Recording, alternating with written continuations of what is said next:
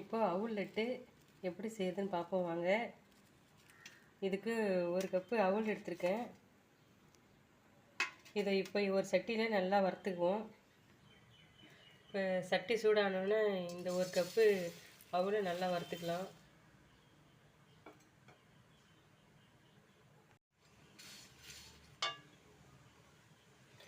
நல்லா அவுள் வறுத்து வாசம் வர வரைக்கும் வறுத்தா போதும். நல்லா வாசம் வரும்போது நம்ம அடுப்பை ஆஃப் பண்ணிக்கலாம்.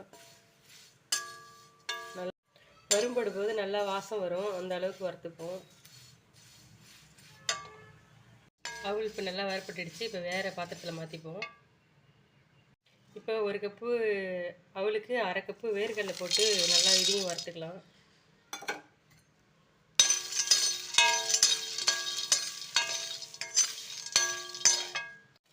வேர்க்கடலை இப்போ நல்லா வரப்பட்டுடுச்சு. இப்போ இதையும் ஆற வச்சு மிக்ஸி ஜாரில் மாற்றி அரைச்சிப்போம்.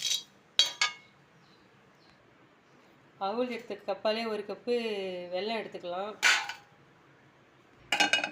வெல்லத்தை வெள்ளத்தில் மாற்றி இதில் ஒரு 1/2 கப்பு தண்ணி ஊற்றிக்கும். இப்போ அதே கப்பால் 1/2 கப்பு தண்ணி ஊற்றிக்கலாம்.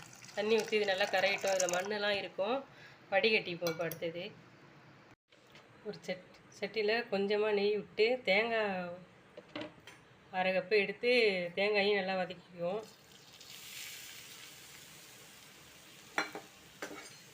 கொஞ்சம் நல்லா வதக்கி போட்டோம்னா நல்லா வாசனையாக இருக்கும்.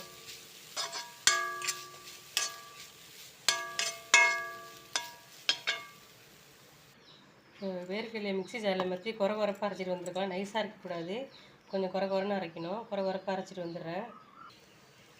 தேங்காய் நல்லா வரப்பட்டுடுச்சு. இதையும் வேறு ஒரு பாத்திரத்தில் மாற்றி வச்சுக்கலாம். இப்போ அவளையும் நல்லா நைஸாக அரைச்சிட்டு வந்துடலாம். நல்லா ஆறிடுச்சு அவள். இதையும் இப்போ போய் நைஸாக நுணுக்கிட்டு வந்துடலாம்.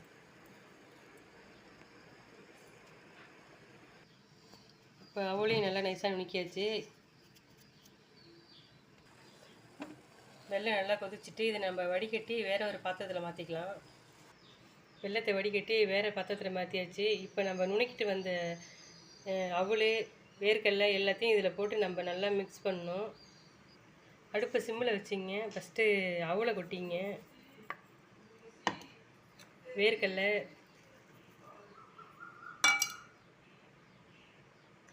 ஃபஸ்ட்டு எல்லாத்தையும் கலரி விடுங்க. நல்லா கலரி விட்டுக்கிட்டே இருந்தீங்கன்னா கட்டி பிடிக்காமல் இருக்கும். நல்லா கலரி விடணும்.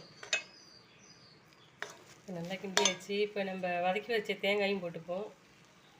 தேங்காயும் போட்டு நல்லா வதக்கி விட்டுக்கலாம்.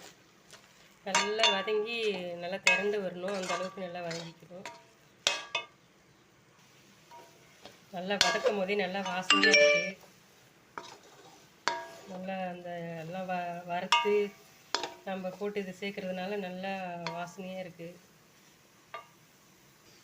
இதில் ஒரு ஸ்பூன் நெய் விட்டுக்கலாம்.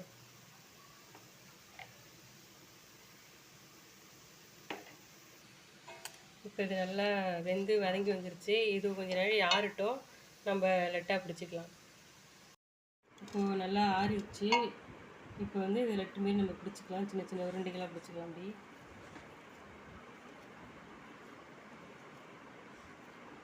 இது வேர்க்கடலை அவள் தேங்காயெலாம் சேர்ந்துருக்கிறதுனால உடம்புக்கு ரொம்ப நல்லது. இந்தமாரி குழந்தைங்களுக்கு செஞ்சு கொடுத்தீங்கன்னா விரும்பி சாப்பிடுவாங்க. இந்தமாரி செஞ்சு கொடுங்க. சத்தான அவுள் லட்டு,